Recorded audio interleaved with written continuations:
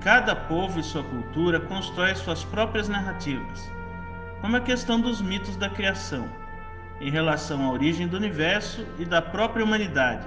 Na aula de hoje vamos conhecer alguns mitos da criação das culturas Yorubá, Tupi-Guarani e judaico-cristã. Muitas informações sobre a história dos hebreus baseiam-se na interpretação dos textos do Antigo Testamento. Consta dele, por exemplo, a interpretação feita por esse povo da origem do mundo e de muitas normas éticas e morais de sua sociedade. Sabemos que esses textos são repletos de símbolos e sua interpretação não é fácil. Por exemplo, no livro de Gênesis sugere a criação a partir de Adão e Eva, embasando o mito do criacionismo, onde Deus teria criado o mundo em 7 dias. No início, nada existia. Então Deus criou o céu e a terra. A terra estava vazia e tomada pelas trevas, e o Espírito de Deus pairava sobre as águas. Então Deus criou a luz.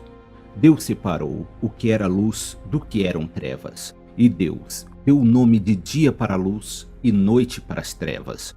E assim terminou o primeiro dia. No segundo dia, Deus fez surgir o firmamento e separou as águas. A este firmamento ele deu o nome de céu, e este foi o fim do segundo dia. O mundo estava coberto pelas águas, e Deus fez surgir a terra firme, separando a terra dos mares. Deus cobriu a terra com vegetação de toda espécie, e a partir de seus frutos elas gerariam a semente de sua própria espécie, e se multiplicariam. E assim terminou o terceiro dia.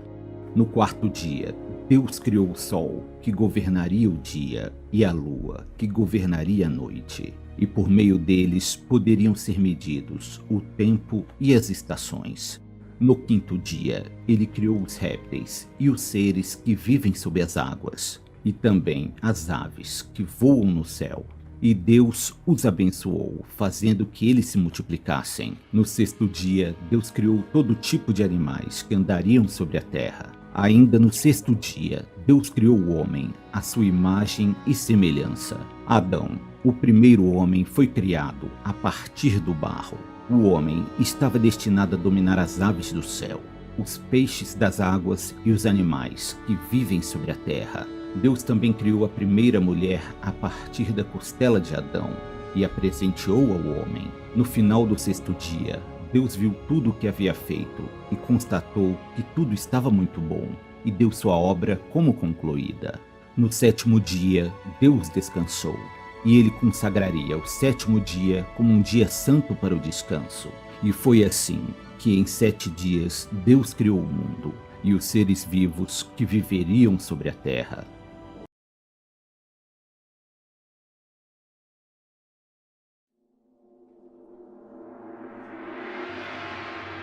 Naquele tempo, nem antigo e nem passado, porque nem tempo ainda havia, já existia Nhamandu.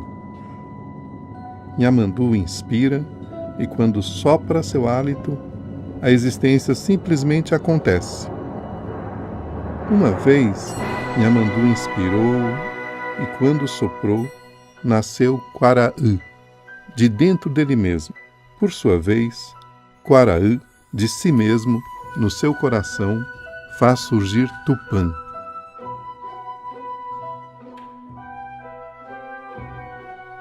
Que se põe a dançar e cantar na imensidão de Nhamandu, e criando mundos e mundos e mundos.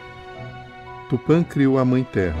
O espírito da Mãe Terra flutuou na imensidão, que foi assumindo a forma de uma serpente, que foi se esticando, depois se enrodilhando, se arredondando, e ali ficou, adormeceu. Então Tupã olhou e desenhou em seu corpo as montanhas, rios, lagos, nascentes, florestas, desertos e planícies. Depois disso, Tupã precisava de alguém para continuar o trabalho da criação. Ele sonhou em criar Nhanderu-Vussu. Subiu a montanha, flutuou até o alto, viu uma gruta. Entrou na gruta, viu lá no fundo a figura de uma serpente. Você pode me ensinar alguma coisa sobre a terra? Eu sou o espírito da terra, disse a serpente. Então o espírito da terra esticou sobre o chão e foi recolhendo com o seu corpo um barro úmido da gruta. Com ele foi moldando um corpo, modelou o corpo humano. Entra aqui e você aprenderá muitas coisas sobre a terra.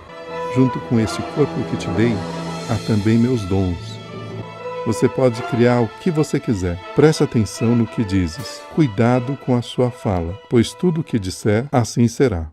Yanderuvuçu ia andando e falando, até chegar à margem de um rio. E quando ele olhou para o rio, começou a dizer: Aruanã, Pirarucu, Tambaqui, Pirapiré. E aí foram surgindo peixes. Yanderuvuçu ficou impressionado. Falou nomes de plantas, nomes de árvores, e muitas coisas passaram a existir.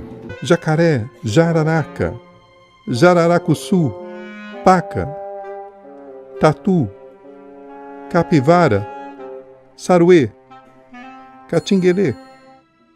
Então Yanderuvuçu caminhou em direção ao rio. Ficou de pé diante de um poço cristalino e foi quando viu, através do espelho das águas, a sua própria imagem. Cunhantaí Porã.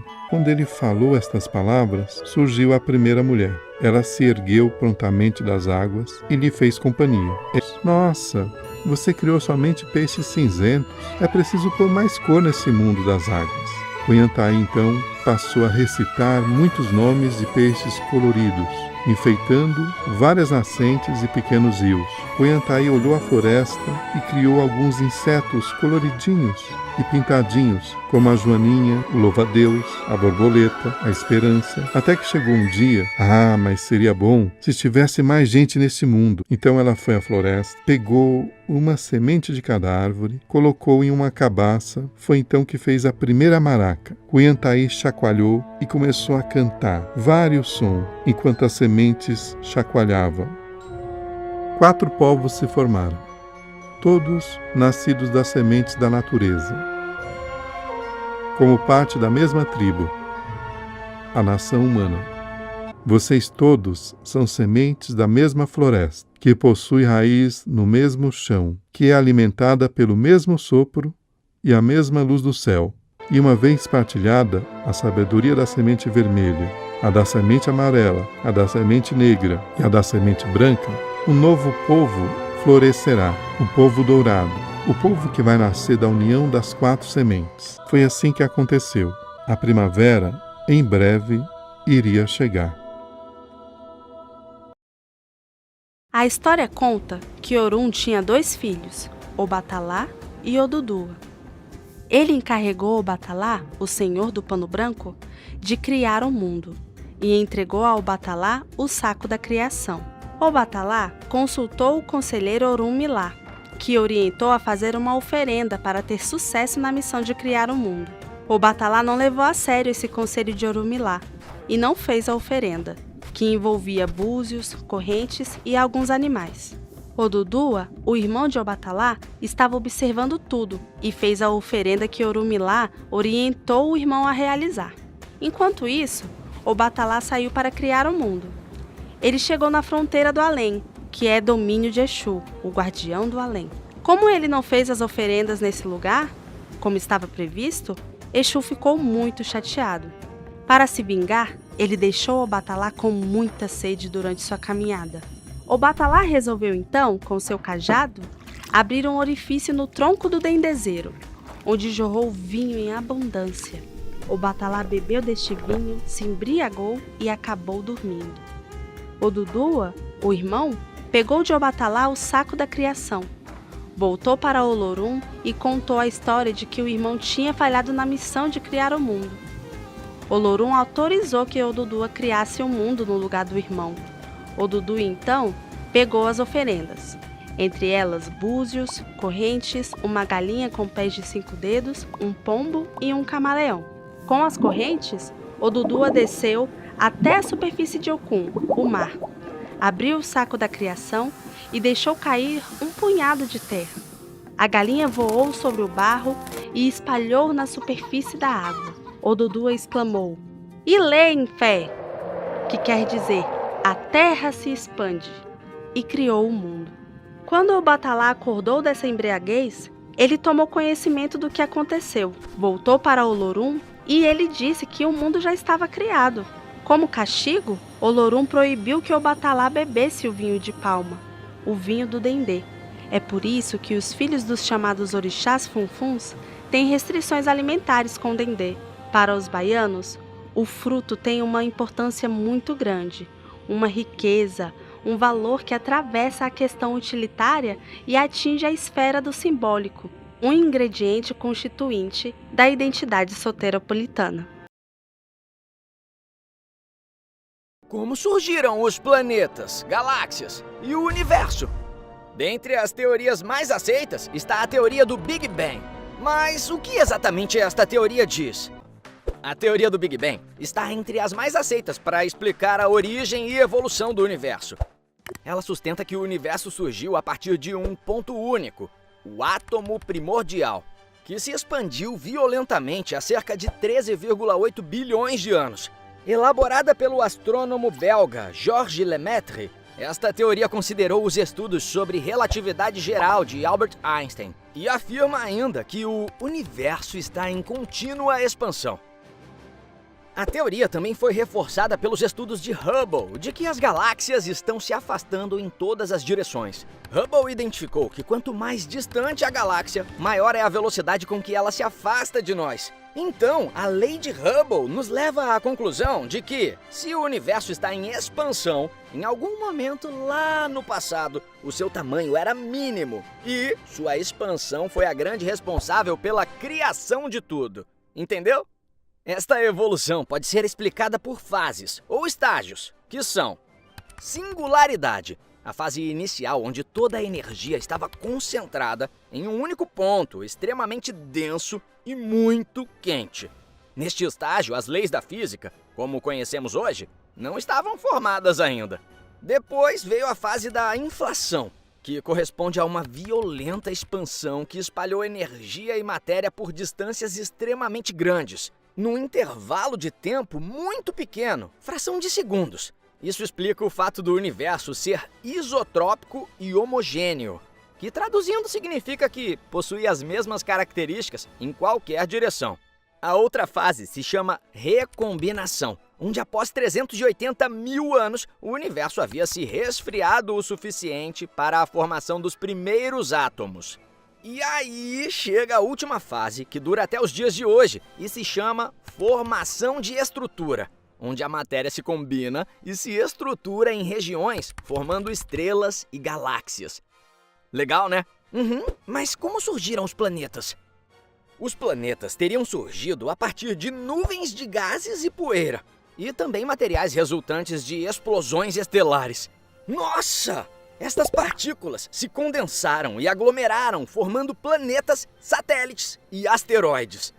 A força gravitacional, a proximidade de estrelas e a densidade dos materiais influenciam o processo de formação dos corpos celestes. E tudo está, de certa forma, conectado. Embora os planetas tenham se formado há bilhões de anos, em muitas regiões do universo, novos planetas podem estar sendo formados. Sabia? Neste vídeo, conhecemos a teoria do Big Bang, que explica a origem do universo através de uma explosão e expansão cósmica, dando origem aos planetas e galáxias. E o mais importante, este universo continua se expandindo e quanto mais distante de nós, maior a sua velocidade. Continue estudando este assunto através do link do site Toda a Matéria aqui na descrição. Ficamos por aqui e até a próxima!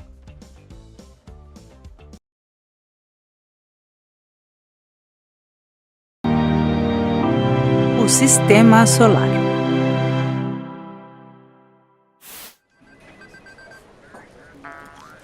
Bem-vindos e bem-vindas a Houston. Precisamos de vocês para uma missão que a ONU nos confiou. Vocês querem vir com a gente? Vocês têm que investigar o Sistema Solar e coletar toda a informação possível. A missão vai começar. Quando estiverem preparados, apertem o botão vermelho. Boa viagem! 5, 4, 3, 2, 1.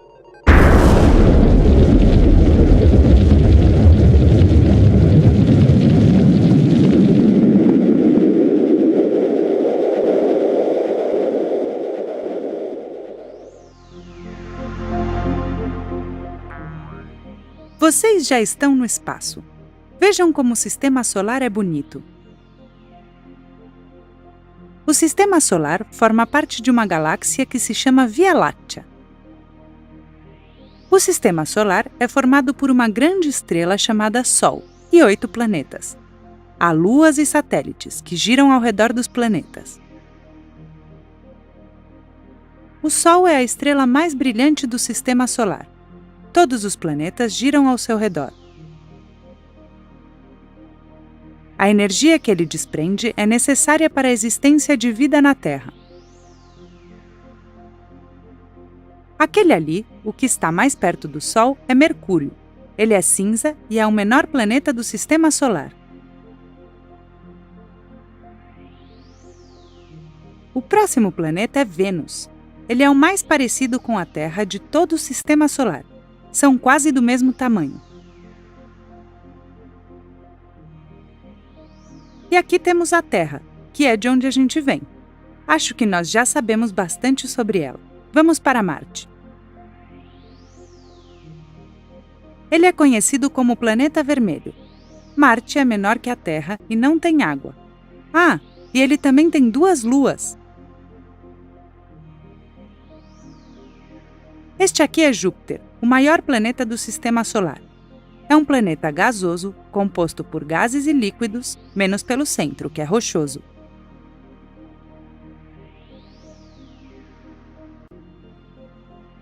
Aqui temos Saturno, o planeta dos anéis. É o segundo maior planeta e também é gasoso.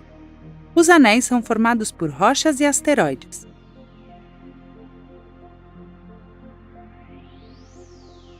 E aqui está o gigante de gelo, Urano. Também é composto por gases e líquidos. Tem nem mais nem menos do que 27 luas. E por último temos Netuno, o planeta mais distante do Sol, e por isso o mais frio do sistema solar.